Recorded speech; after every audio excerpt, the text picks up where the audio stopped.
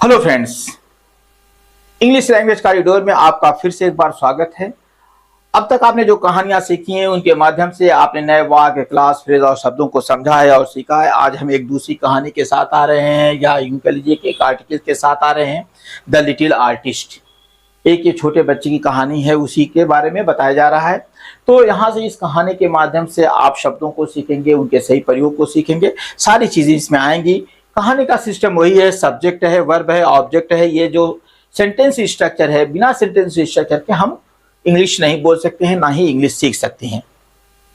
तो ये sentence structure है, किस तरीके से हम इसको सीखेंगे और देखेंगे। आइए देखते हैं इसका क्या मैटर है। रीना लव्स टू ड्रा ना, रीना ये यहाँ पे सब्जेक्ट है और ये काम कर रहा है सब्जेक्ट की तरह। रीना सब्जेक्ट है, लव्स पसंद करती है, लव के माने यहां पे पसंद करना है। To draw every day, to draw यहां पे देखिए फुल स्टॉप है, इसलिए यहां पे दूसरा सेंटेंस शुरू हो जाता है, ध्यान दीजिएगा। Reena loves to draw, Reena जो है Reena loves to draw, Reena like करती है, पसंद करती है क्या? टू ड्रॉ, ड्रॉ माने ड्राइंग बनाना या चित्रकारी करना वो पसंद करती है। Every day she takes her crayon, प्रतिदिन वो अपनी क्रेयॉन लेके जाती है। क्रेयॉन के माने होता है भिन्न भिन्न प्रकार की जो चाक जो होती है उसको, या पेंसिल कलर कह लीजिए उसको, पेंसिल वाला कलर होता है। तो ये होता है, इसके कई ये हैं, आपको मैं यूं ही बता दे रहा हूं। पेंसिल कलर इसके जो होता है, जो डायरेक्ट वो रहता है, मोम वाला कलर कह लीजिए या पेंसिल कलर कह लीजिए, क्रेयॉन उसी को कहा जाता है। एंड मेक्स कलरफुल पिक्चर्स, और कलरफुल एंड मेक्स ये वर्ब है, ये उसका दूसरा वर्ब है, शी का दूसरा वर्ब है, अर्थात रीना का ये दूसरा वर्ब है वहां पर उस सेंटेंस में, और कलरफुल पिक्चर ये ऑब्जेक्ट है। She draws houses, trees and animals, वो जो चित्रकारी करती है, वो जो चित्र बनाती है, उसमें कौन क्या क्या चीजें होते हैं? हाउसेज होते हैं, ट्रीज होते हैं एंड एनिमल्स होते हैं। तो ये यहाँ पे शी सब्जेक्ट है, ड्रा वर्ब है और ये ऑब्जेक्ट की तरह काम कर रहा है। अगले सेंटेंस में हम लोग चलते हैं। One day her teacher announces an art competition, एक दिन, वन डे ये एडवर्बियल फ्रेज है, यानी कि वो बता रहा है हर टीचर, उसके अध्यापक ने अनाउंस किया, ऐलान किया, एन आर्ट कंपटीशन की एक आर्ट का कंपटीशन होगा। रीना इज, फिर उसके बाद देखिए रीना इज, रीना यहां सब्जेक्ट है और इज लिंकिंग वर्ब है, और एक्साइटेड ये सब्जेक्ट कॉम्प्लीमेंट है। She takes a big sheet of paper, वो एक बड़ा सा पेपर लेती है। शी जो है, शी सब्जेक्ट है, टेक्स वर्ब है, अ बिग शीट ऑफ पेपर ये ऑब्जेक्ट है। अगला देखिए सेंटेंस है, she draws a beautiful village with mountains and reverse, वो क्या करती है, वो खींचती क्या है उसमें, वो ड्रा क्या करती है, वो कौन सा चित्रकारी करती है वहां पे? She draws a beautiful village with mountain, एक सुंदर गांव का चित्र बनाती है जिसमें माउंटेन का भी चित्र होता है और उसमें नदी का भी चित्र होता है। अब देखिए बहुत लंबा ये हो गया है, शी ड्रॉज है ना, शी सब्जेक्ट है और ये वर्ब है।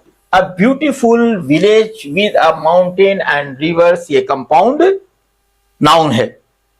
अगला सेंटेंस देख लीजिए, शी कलर्स इट नीटली, वो बड़ी सफाई से उसका कलर करती है। शी सब्जेक्ट है, कलर वर्ब है और इट ऑब्जेक्ट है, और नीटली एडवर्ब है। वो कैसे कलर करती है? वो बहुत सफाई से उसको जो है कलर करती है। द नेक्स्ट डे, अगले दिन, she takes her drawing to school, वो अपनी ड्राइंग को स्कूल लेके जाती है दूसरे दिन। शी जो है सब्जेक्ट है, टेक्स वर्ब है और हर ड्राइंग ऑब्जेक्ट है। टू स्कूल ये प्रीपोजिशनल फ्रेज है, वो स्कूल लेके जाती है। अगला सेंटेंस हम लोग देखते हैं, द टीचर